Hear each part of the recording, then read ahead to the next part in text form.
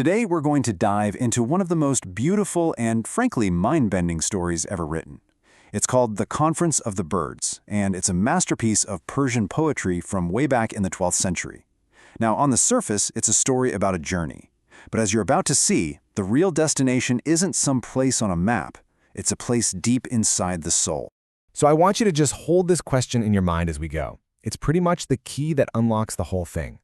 What if that thing you're searching for, out there, is actually waiting for you in here? All right, so our story kicks off with all the birds of the world, and they are in a state of, well, total chaos. There's no leader, no direction, no one's in charge. They realize they're a kingdom without a king, and that emptiness has created this deep, painful longing for some kind of order, some kind of purpose. And what you're looking at here, it's not just a bunch of birds hanging out. This is a perfect metaphor for spiritual confusion. See, every bird is just doing its own thing, totally driven by its own selfish little impulses. They've completely forgotten how they connect to each other or to anything bigger than themselves. It's a world that is crying out for some guidance. But among all the chaos, there's one bird who remembers, the wise hoopoe. She steps forward and tells them about this magnificent, almost mythical king called the Simurgh, who lives way out beyond these distant mountains.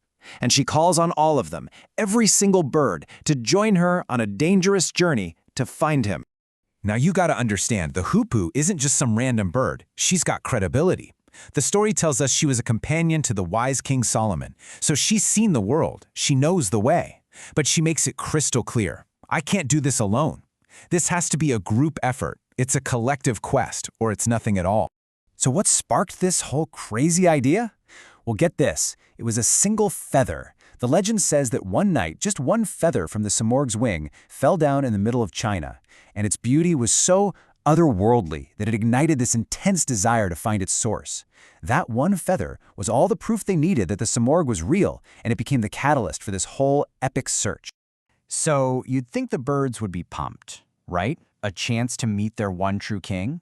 But no. The second the quest is proposed, a whole chorus of excuses just erupts. And here's what's so fascinating.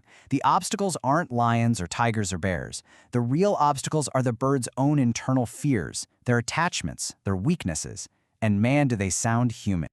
Let's take the duck. Her excuse is a total classic. Her entire identity is wrapped up in her comfort zone, the water. It's everything she knows, it's where she's safe and clean. The thought of leaving that familiar world for some unknown dry valley, it's absolutely terrifying. This is the fear of change, of leaving behind the routines that make us feel like us. But the hoopoe's response is just razor sharp. She tells the duck that the physical comfort she's clinging to is basically an illusion, as fleeting as a dream. If you want to find something real, something that lasts, you have to be willing to risk it all. You have to sacrifice your small, comfortable life for a chance at a much, much greater one. Then you've got the sparrow. Her excuse is that universal fear of not being good enough. She looks at this huge challenge, and her first thought is, I'm too small, I'm too weak, I'm not important enough to even try. Sound familiar? It's that little voice of self-doubt that tells all of us we're not worthy of the great journeys in our own lives. The hoopoe doesn't baby the sparrow, not at all. She sees right through it, calling her self-pity a kind of artful plea, just another way to avoid the struggle. And her point is absolutely crucial. You're part of something bigger. Your fate is tied to everyone else's. So stop obsessing about your own weakness and just get in line with the flock. So after shooting down all the excuses, the hoopoe actually convinces a huge flock of birds to start the journey. But the path to the Simurgh isn't just a long flight. It leads them through 7 incredibly treacherous valleys, and each one is a deep psychological and spiritual test, designed to strip away their egos and their illusions, one by one. Now, these aren't literal places you could find on a map. They're stages of inner transformation. The birds have to go through the valley of the quest, then survive the fire of love, find the clarity of understanding, the freedom of detachment, the wonder of unity, the awe of astonishment, until they finally hit the last valley, the complete surrender of the self in poverty and nothingness. And let me be clear, this journey is absolutely brutal. The poem does not sugarcoat it. This is not an easy path. Of the thousands and thousands of birds that start, most of them do not make it. They're tested to their absolute limits, and they fall to thirst, to predators, to madness, even to their own greed. The price of this transformation is enormous.